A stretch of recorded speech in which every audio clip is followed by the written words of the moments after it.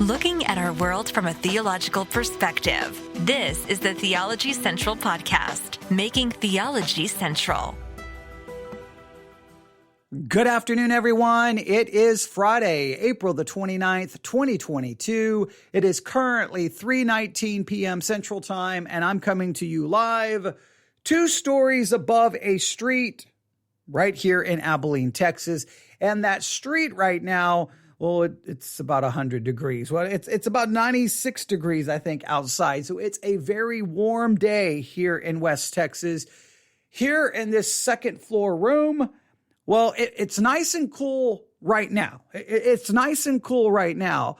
But the minute I go live, I have to turn off the air conditioning unit behind me because I feel that it makes too much noise and it really ruins the sound quality of a live broadcast or of a recorded broadcast once this is uploaded and sent to all of the podcasting apps. So it always starts off so wonderful, so great. And then by the time I get 30 minutes, 40 minutes into a broadcast, I'm sitting here thinking, oh man, okay. I have sweat pouring off my head and I'm like, this is no fun anymore. And at that point, I'm not even thinking about what I'm saying. So it's not always the perfect situation, but I would rather do a little bit of sweating so that you can have the best audio experience that you can. Most of you probably wouldn't even notice if I left the air conditioning unit on, but I would notice and I would hear it. So we turn that off. But I know you don't care about any of that. But we are going to turn back to a very important discussion that we had on, we see, I have the date right here. We talked about this subject on, where is it? April the 27th, 2022. April the 27th, 2022. I turned on this microphone to really ask a question. Why are Christians so mean?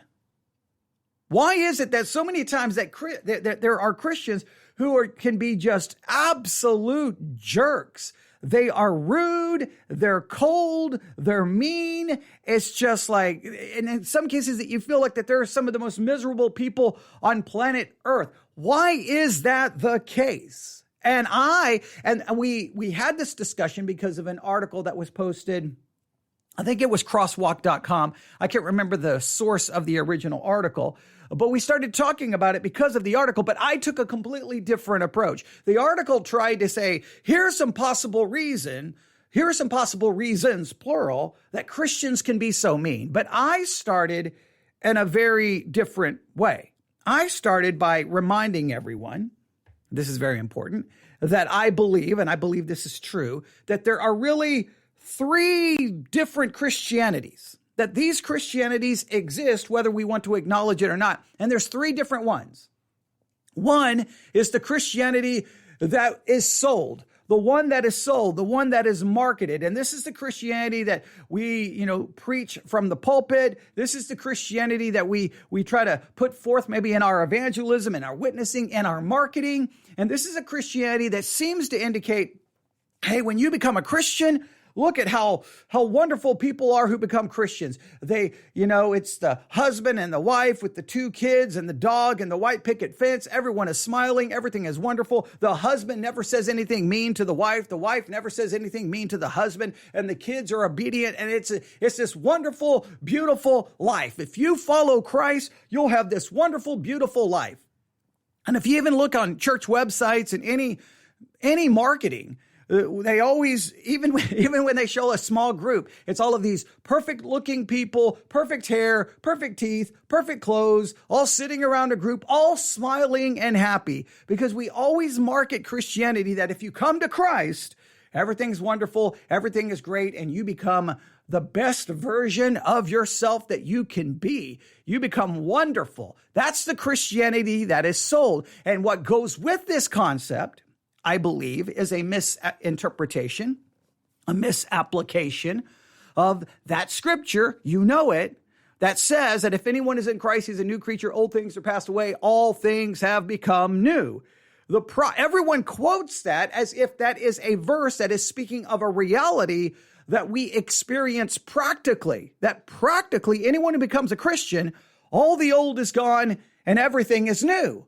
And then we immediately turn around after we preach that and say, however, no one's going to be perfect and we still have a sin nature. Well, the minute you acknowledge we still have a sin nature, well, then the old is not gone and everything hasn't become new because we're still sinners and we still have a sinful nature. So we promote a Christianity that in many cases we turn around and deny in other teaching, and clearly we deny it in our own lives if we're open and honest. So there's a Christianity that is sold. There is a Christianity that is pretended. In the church, it is very common within the Christian world that we always have to pretend that we are godly, we are holy, we are right. Everyone else is wrong. Everyone else is unholy. Everyone else is ungodly. It's the big, bad, ugly world out there, but we've got it all together. If the world could just be like the church, and then everyone walks into church and we have to pretend that we have it all together.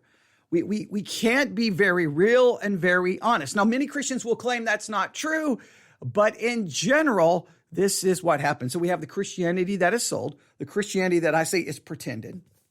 And then we have the reality that we find in the world of Christianity. And the reality is that Christians sin and fight and gossip and slander and stab each other in the back and lie and churches split and horrible things happen within Christian marriages that fall apart, and there's divorce and there's domestic disputes and violence. And I mean, you go on and on. There's horrible things that happen within churches, on the campuses of Christian universities. There is brokenness and sin. That is the reality.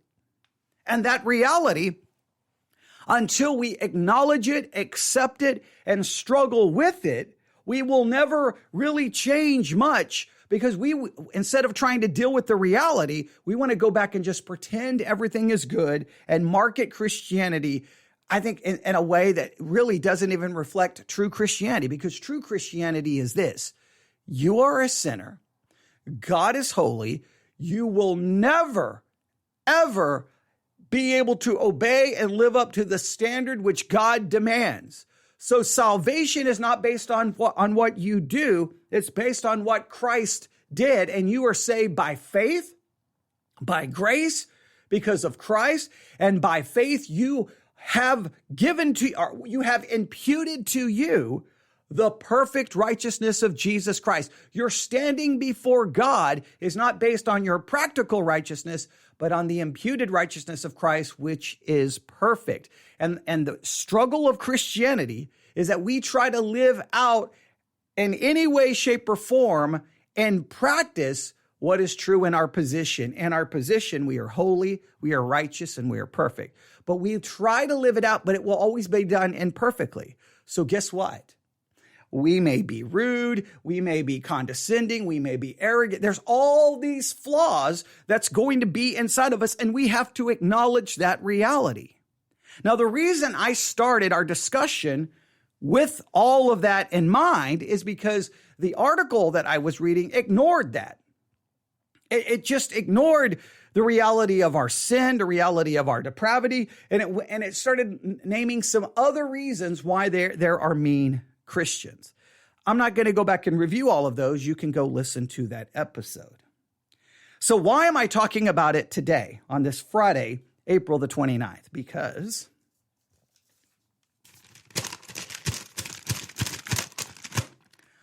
I received email, and whenever I receive email, the email typically moves to the top of the stack, and that's what we talk about. So I received an email, putting forth their idea, some of their concepts, and trying to answer the question, why are there mean Christians? So I'm going to just work through some of the email. I'm not going to read every single part exactly as it is written, because some of it kind of refers to some situations in their life, and I want to be very careful not to share anything in a way. So this person emailed me on April the 28th at 9:49 p.m.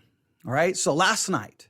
So in less than 24 hours, here we are in front of the microphone on this Friday afternoon, and we're going to talk about it. Are you ready? Why are Christians so mean? Here we go. Thank you so much for your podcast recently on mean Christians. I'm doing some healing of hurts caused by the marketing sold type of Christianity. And I'm not going to go any further there. And they're working on leaning on the Lord to forgive them despite their continued coldness and treatment of me. And also speaking with a Christian counselor about these things, it's hard work, but God is teaching me so much. So this person has clearly experienced some hurts caused by the marketing sold type of Christianity. That they don't go into any details there. So I can't specifically say how this occurred. I'm just going to speculate in how this may occur in other situations.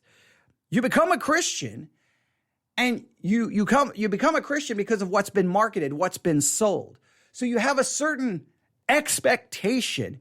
You have a certain perception of the way it's going to be within the church.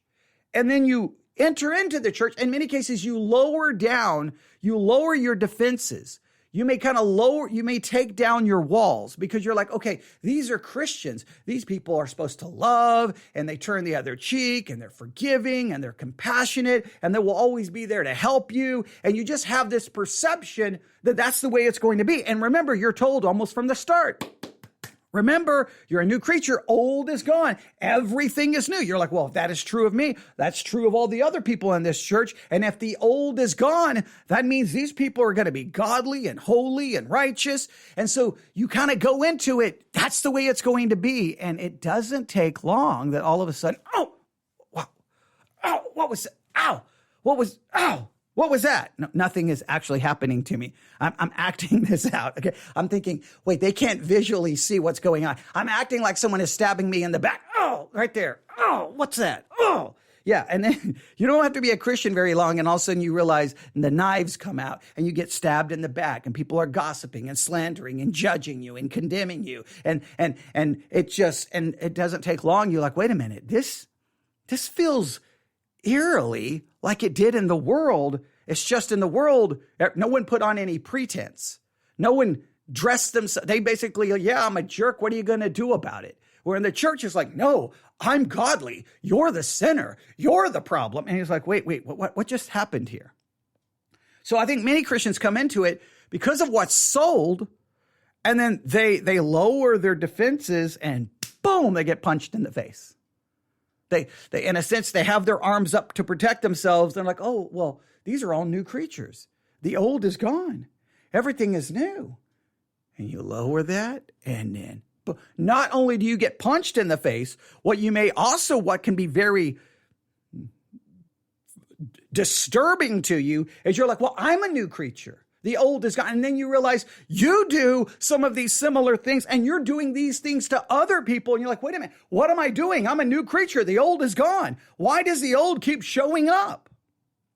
Because again, that idea is completely wrong. It's not speaking of what's true practically. It's speaking of what's true positionally. So I think I can see why this can lead to some major problems and hurts. Next paragraph. At the part where the article, now they're referring to the news article that I was reading during the first broadcast on this subject. Again, you can go back to April the 27th. You can find it. I think it's in our series, Eye on Christianity, and that's easy to find on the Church One app. If you want to be able to find all of our series, that's the app I tell you to download. Church, O-N-E, Church, O-N-E. Download the app, Apple or Android. Once the app is downloaded, just type in Theology Central, and it turns that app into the Theology Central app, because it's a generic app that can be used by all kinds of different broadcasters. But it turns into our app. Then you go to our series, you'll see Eye on Christianity. And those are broadcasts where I'm turning my eye onto what's going on in the world of Christianity. All right. So it just makes it easy, because I'll get an email going, well, I'm trying to find that broadcast on this app or this app or this app. And use whatever works. But I'm just saying an easy way where everything is broken into specific series is the Church One app. All right. We are also creating playlists on YouTube, trying to make that work as well. And someone's been helping me with that. But you can, I'm just trying to give you easy access to things. All right, here we go. So at the part where the article mentioned that perhaps churches and pulpit messages were neglecting human emotion, that it slandered the emotional world, labeling feelings as liars, alienating us from our emotions. Wow, this really rang true with me. Now, I don't know in which way it rang true to this specific person. We did discuss this, that the article tried to make an argument that maybe part of the problem is why Christians are kind of so mean and their attitudes can be so bad is because the church, according to this article, has a tendency to basically say, look, you can't trust your emotions. They're liars. Just stay away from them. Therefore, no one within the church is in tune with their emotions. They just kind of ignore their emotions, even though those emotions can be very, responsible and leading you to wrong action. Now, I don't know if that, I struggle with that in this way. Let me make sure I explain this, because I'm not sure if everyone understood my point at this, when I said I'm not so sure about this.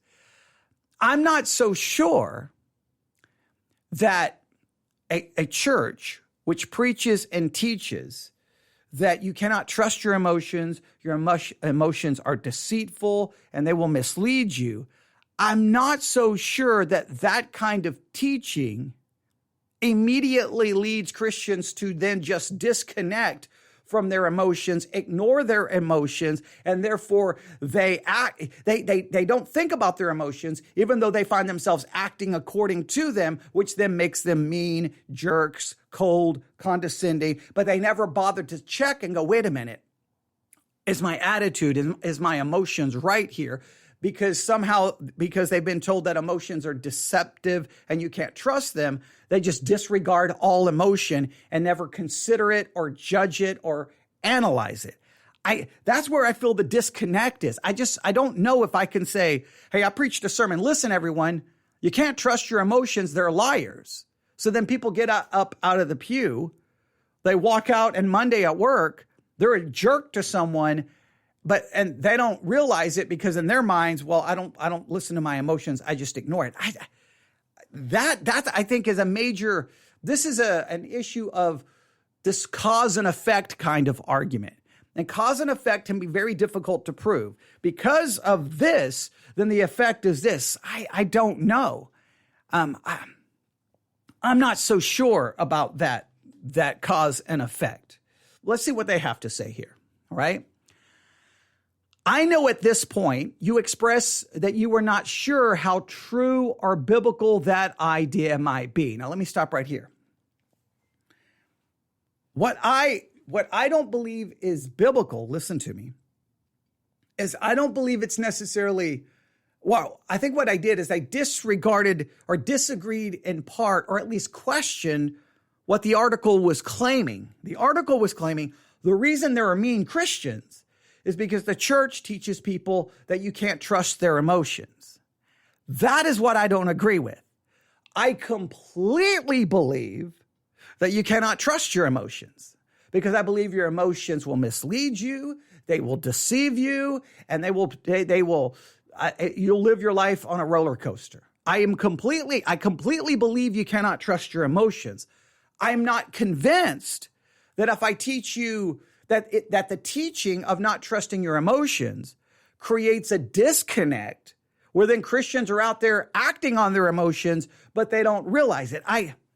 That's where I have a disagreement. I believe that you cannot trust your emotions. I believe emotions and feelings are deceptive and misleading, and here's the reason why.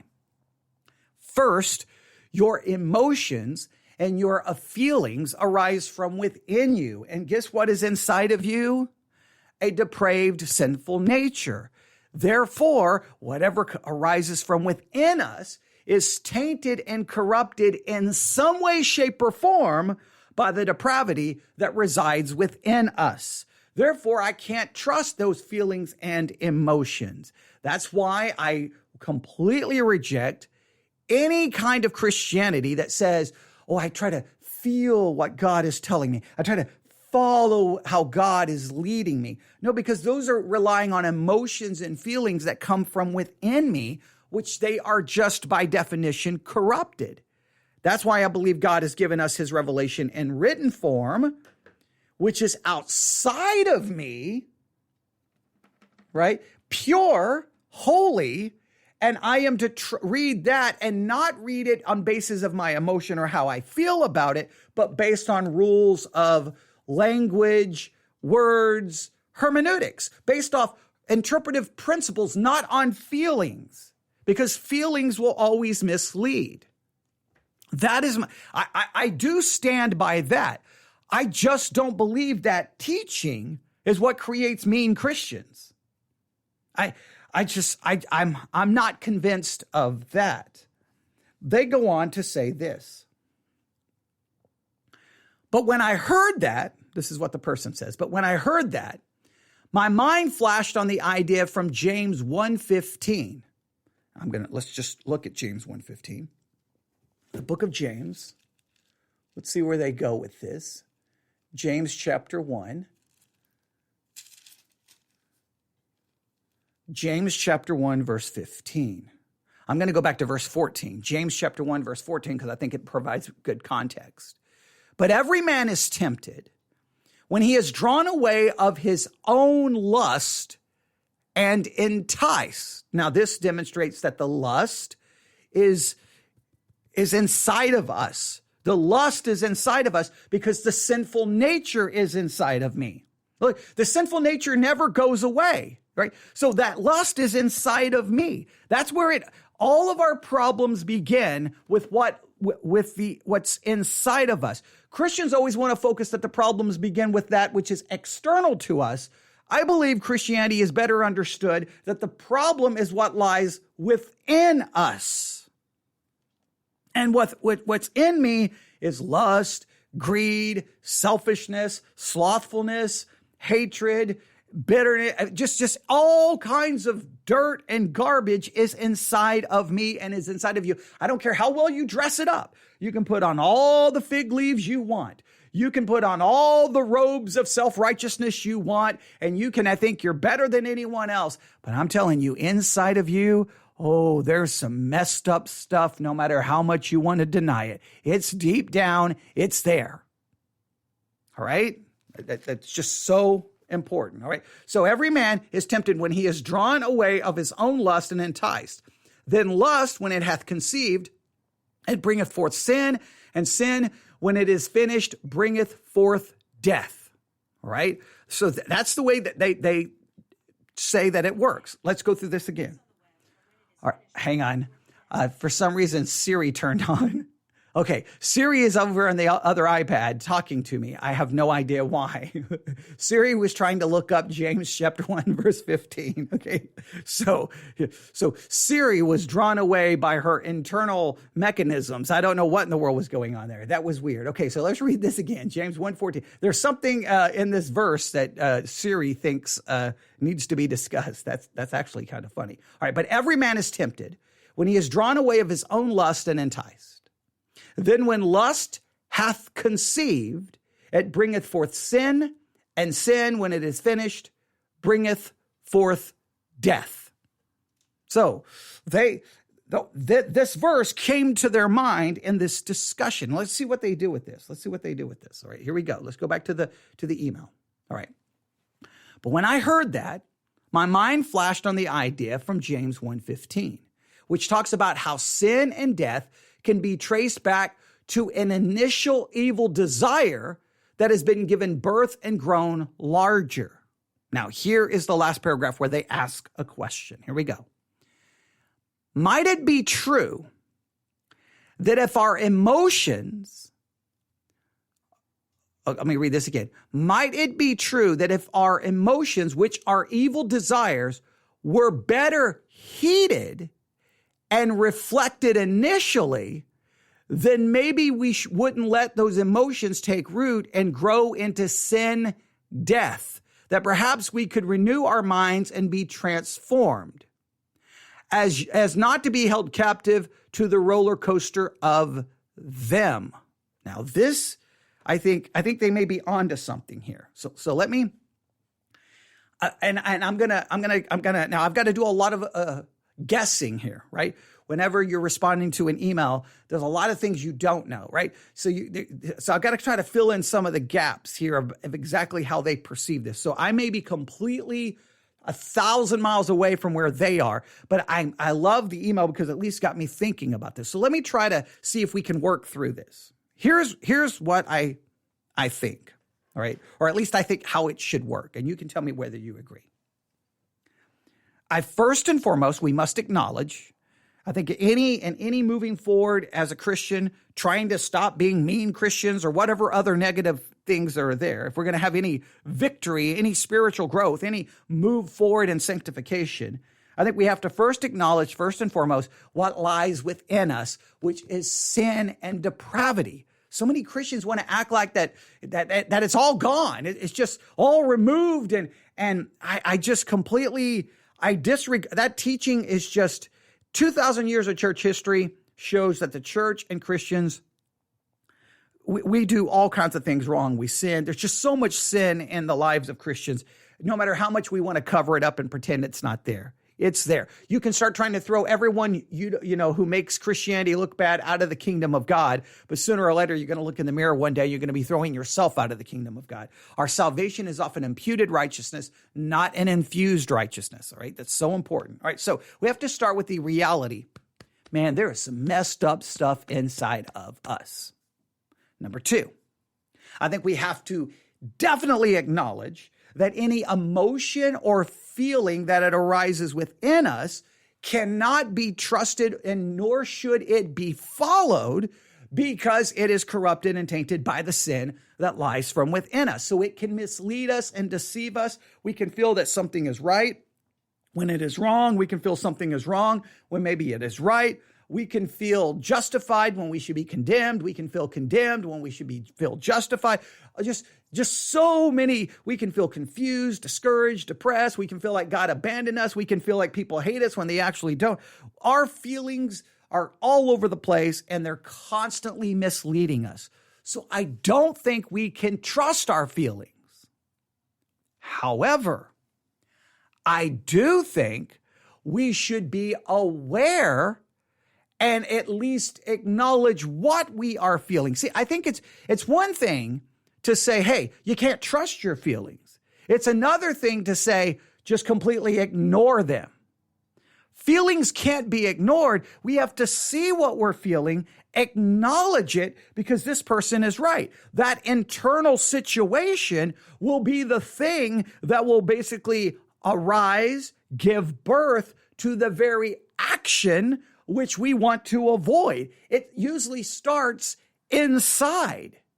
We've got to be willing to acknowledge and deal with what's inside, but the church in many cases won't allow that to occur. Because if you're like, hey, I know we're in a small group. There's just a few of us. So this is where we can be open and honest, right? Well, here's the thing. I got this feeling and this desire inside that's not very good. In fact, this desire is, I literally want someone to die. I hate them. I wish their car would crash and they would be paralyzed. Now, if you say that, everybody in the small group would probably be like, oh.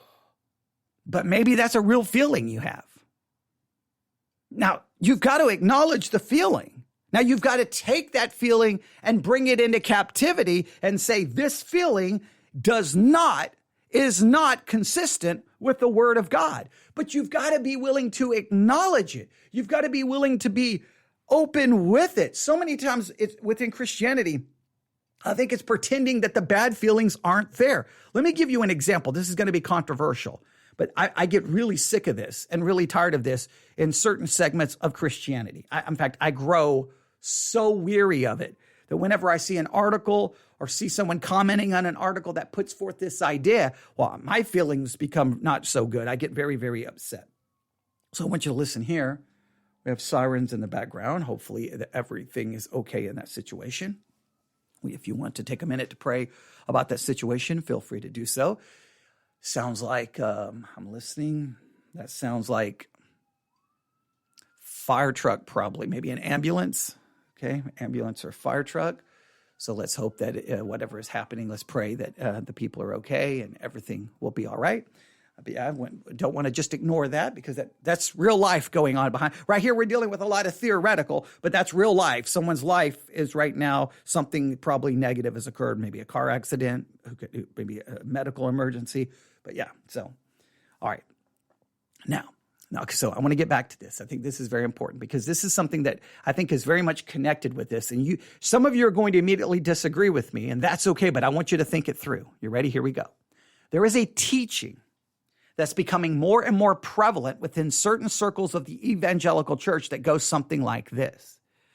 If you become a Christian, let's say you were a practicing homosexual involved in a homosexual relationship, and you become a Christian, according to this teaching in some evangelical churches, the minute you become a Christian, all of those desires and all of those feelings for a homosexual relationship or for a homosexual physical, relationship, that's going to immediately go away. And if you continue to have those desires and you continue to have those feelings, you cannot be saved. That is the most utterly absurd, ungodly, illogical, irrational, foolish, hateful, despicable, pathetic thing I've ever heard in my life. And here's the reason I know it's all of those things. Because there are non-homosexuals, heterosexuals. And guess what's true of me when I became a Christian? Guess what's still inside of me? Lust, anger, hate. There's all kinds of feelings and desires inside of me and inside of you because the sinful nature continues. So why would someone who has homosexual desires, why would you think that when they become a Christian, it just magically goes away and it's replaced with heterosexual desires? Like, that is the most ridiculous thing I have ever heard of in my life. No, that person may continue to struggle with those desires and those feelings for the rest of their life.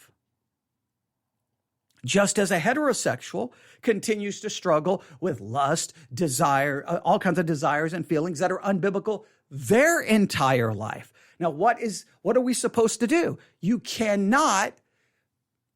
don't allow those lust and desires to grow till they become action or sin. So you have to take them into captivity, hold, in a sense, pray, not engage in them, and seek to transform your mind and pray that God would change those desires. But there's always, put it this way, even that isn't really a misnomer. I shouldn't even say it that way. You can say, well, I'm going to pray that God will change my desires. Well, if it was that simple, then we would all just pray, Lord, change my desire that I would never want to sin again. And then nobody would ever sin again because nobody would have a desire to do so. 2,000 years of church history proves that has never worked. Not one time, because Christians still contain a desire to sin, a desire for self-exaltation, self-worship, self-gratification, self-pleasure. All right, that those desires will always remain inside of us. The key is to acknowledge them. Don't deny them. Don't ignore them. Don't dress them up in fig leaves. Say, the desire is real. The desire is here. But I know I cannot engage. I can't allow that desire to grow until it turns into action. So listen, I think we have to acknowledge the depravity. We have to acknowledge the depravity. We have to realize we cannot trust those feelings and emotions and desires. But we cannot ignore them and act like they do not exist. We need to be very in tune to them, right? You got to be like, man, there's whatever the feeling is, whatever the desire is, whatever the lust may be, you just have to go, man, there's something going on. And that's not a good thing. That's not, and you got to take it into captivity right then and there. You got to just be honest with the Lord. Hey, Lord, I'm telling you, this desire is there. Now, don't think that as soon as you say that, it's going to go away. It's not necessarily going to go away. You're going to have to struggle with it. Now, you may have to go find someone else, a Christian you can trust, not someone who's going to put you on blast on social media or stab you in the back. Try to find someone you can trust to say, hey, I just want you to know, man, this desire is not good, but it is there. Whatever that desire may be.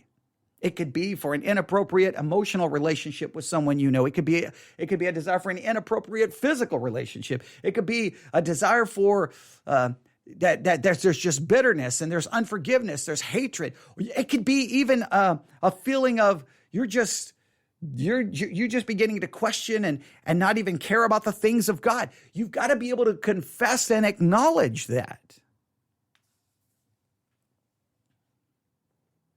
Mean Christians, I don't think exist simply because there's a disconnect between their emotions. I think mean Christians exist because they're depraved. However, and I think a lot of times Christians who are just mean and a jerk, they wouldn't even know it or even acknowledge it if you confronted them on it. They probably wouldn't even see it. They probably don't even realize it. But I do think that we have to be, I don't think there's a disconnect between emotions and Christians.